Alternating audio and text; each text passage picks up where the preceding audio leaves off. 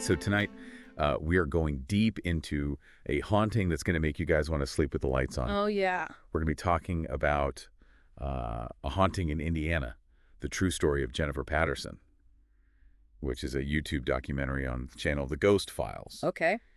This one is a wild ride, guys. It starts out really subtle, and then it just explodes into total paranormal mayhem. Yeah. What I find interesting is how these spirits almost test the waters a little bit, Yeah. They start with these really subtle cues before unleashing, their full arsenal of terror. It's almost as if they're trying to gauge Jennifer's, vulnerability, her susceptibility to their influence. Exactly. Like, can you imagine? You're 24 years old, you just bought your dream farmhouse, you're ready to live that peaceful country life with your horses, you haven't even unpacked yet, and your friend sees a figure walk across the hall while you're out. Oh, my God. I would be questioning my sanity at that point. Yeah, absolutely. And that unsettling feeling, it intensifies when Jennifer starts to notice this persistent scent of Old Spice aftershave. And this isn't just a faint whiff. This is strong, lingering aroma. It follows her from room to room, even though the house is empty. Okay, that's way beyond old house smell. Yeah. I'm already getting creeped out. Yeah. I mean, some people might say it's an old scent trapped in the woodwork, but the way Jennifer describes it, it's almost as if it's an invisible presence announcing itself. Right. Like, here I am. It's like a calling card. Right, exactly. But things take a turn for the worse at her housewarming party. Uh-oh. A friend's boyfriend, who claims to be psychic, warns Jennifer that the house is full of spirits who aren't happy that she's there. Oh, this introduces that classic element in paranormal investigations. Yeah. The power of suggestion. Yeah. Did this warning, delivered in such a charged environment, did it plant a seed in Jennifer's mind, making her more attuned to potential paranormal activity? Or was it a genuine premonition, a glimpse into the unsettling reality that was waiting for her? I'm usually the first one to debunk, my psychic friends' stories.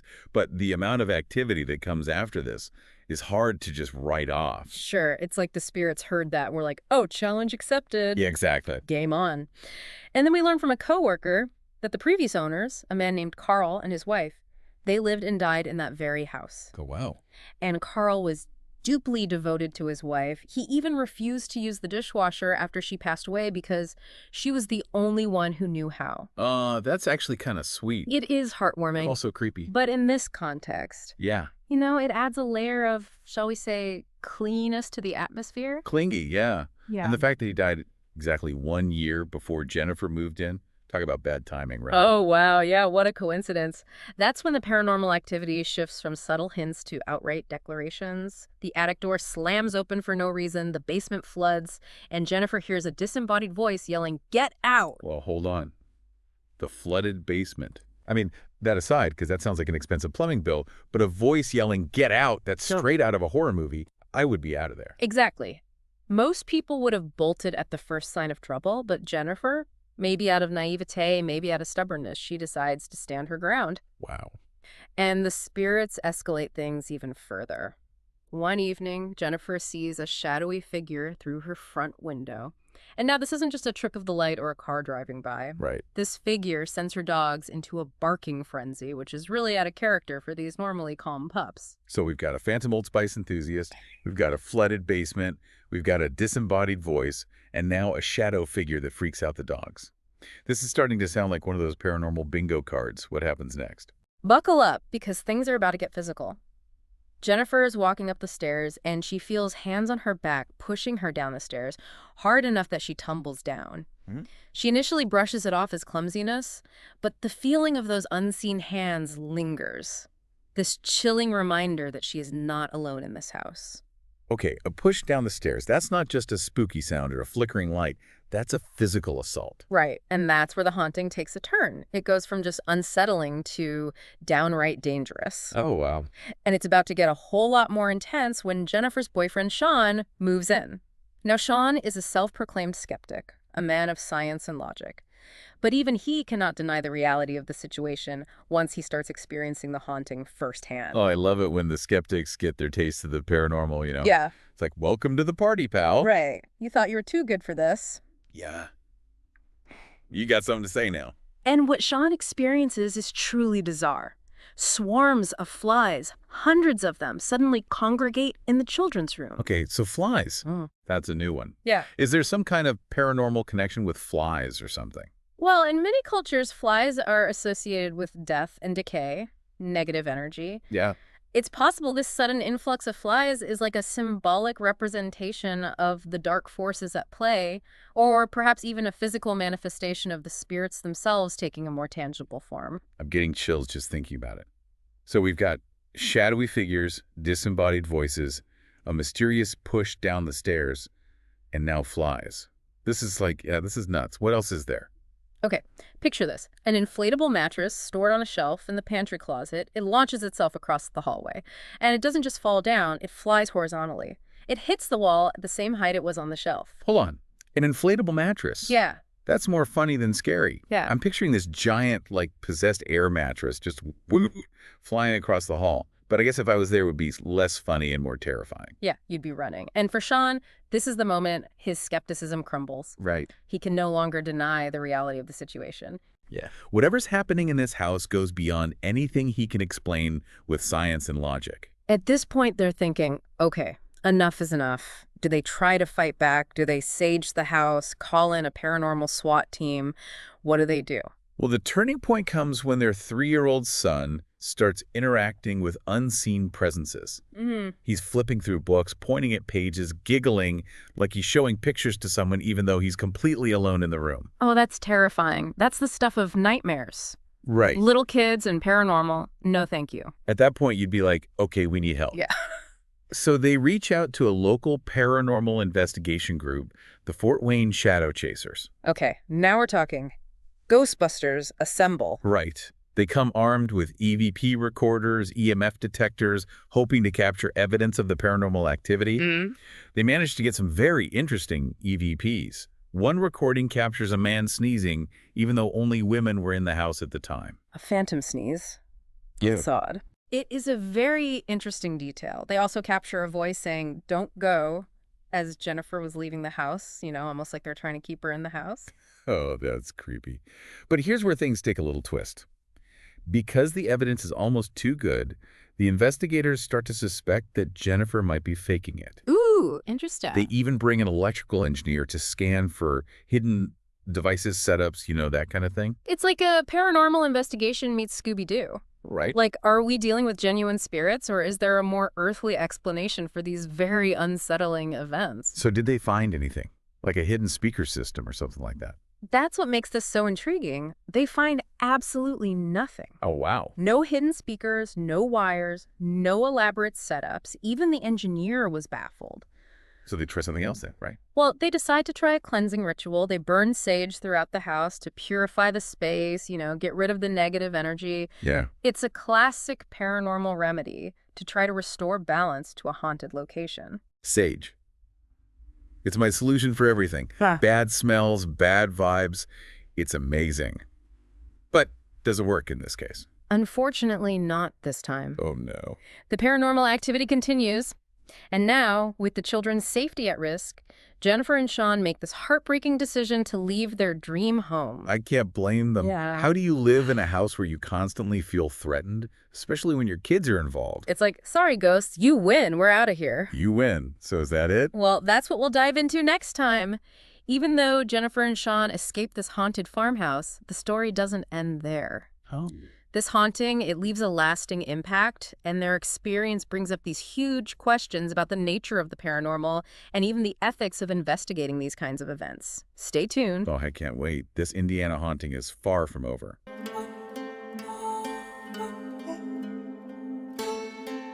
What's crazy is that this haunting doesn't end when Jennifer and Shawn leave. Really? Yeah, it's like it attached itself to the house, like it's built into the place or something. So even after they move out, things are still happening. Right. I would think the ghosts would, follow them. Like, hey, we were hunting you, not the house. Exactly.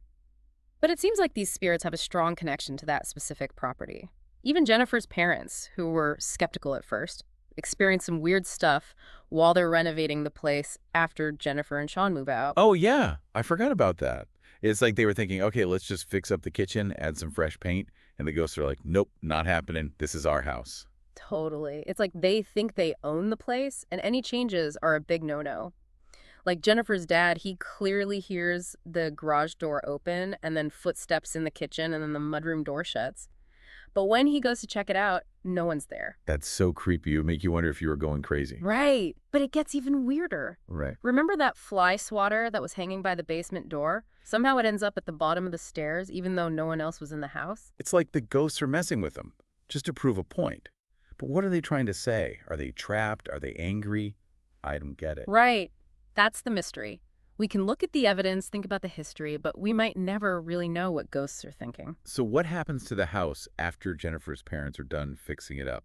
Does anyone dare to move in?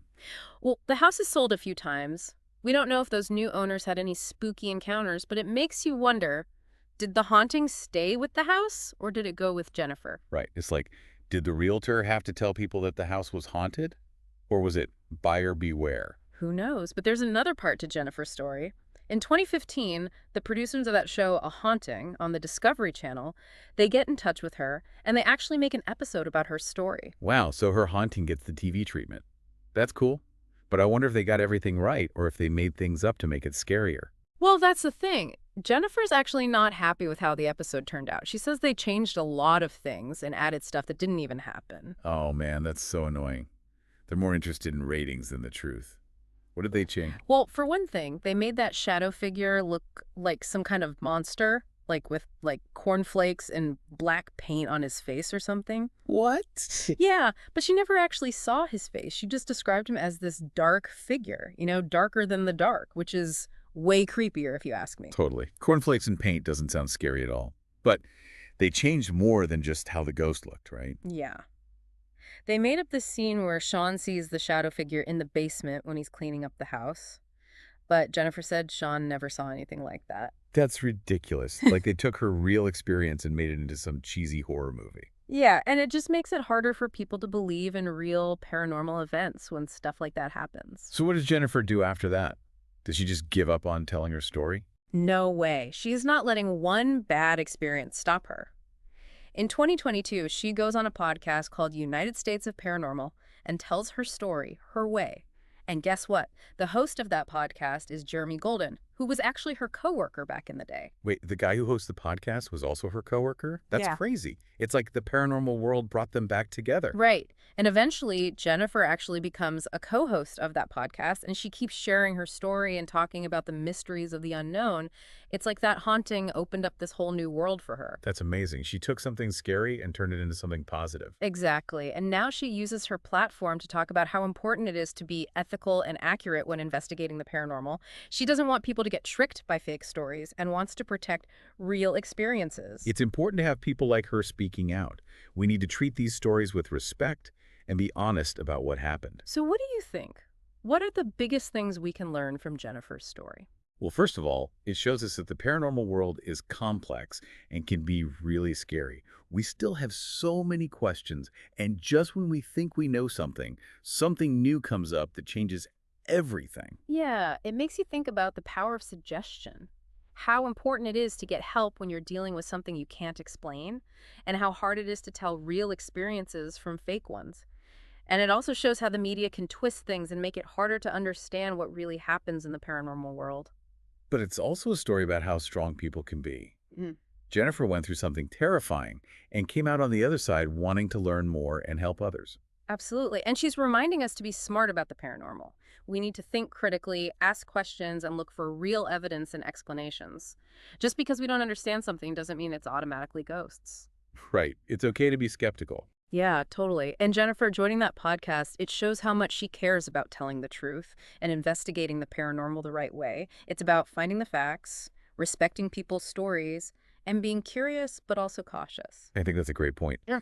Jennifer's story, even though it was scary, led her to a place where she feels stronger and understands more. It shows us that even when we're dealing with the unknown, we can search for answers, share what we've been through, and push the limits of what we think is possible.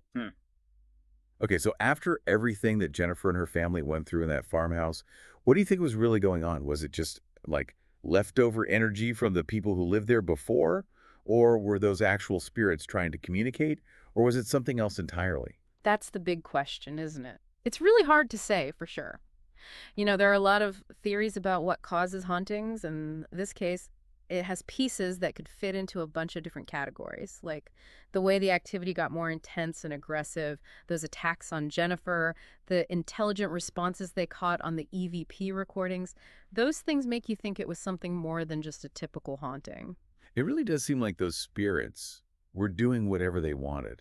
They weren't just making noises or moving stuff around. They wanted to mess with Jennifer and her family directly, like they were trying to be the boss of the house. Right, exactly. And the Yeah. fact that the weird stuff kept happening even after they moved out, that makes me think whatever was haunting that house, it was really stuck there. Like maybe it was connected to the land itself. It wasn't really about Jennifer and her family, it was about the place. You know, it's interesting you mentioning the land. I just remembered something from the documentary that we haven't talked about yet. When Jennifer and Shawn were working on the basement, remember how all the paranormal stuff seemed to get worse after that? Oh, yeah. What if, like, when they were down there fixing things up, they accidentally messed with something that was just quiet and hidden till they started digging around?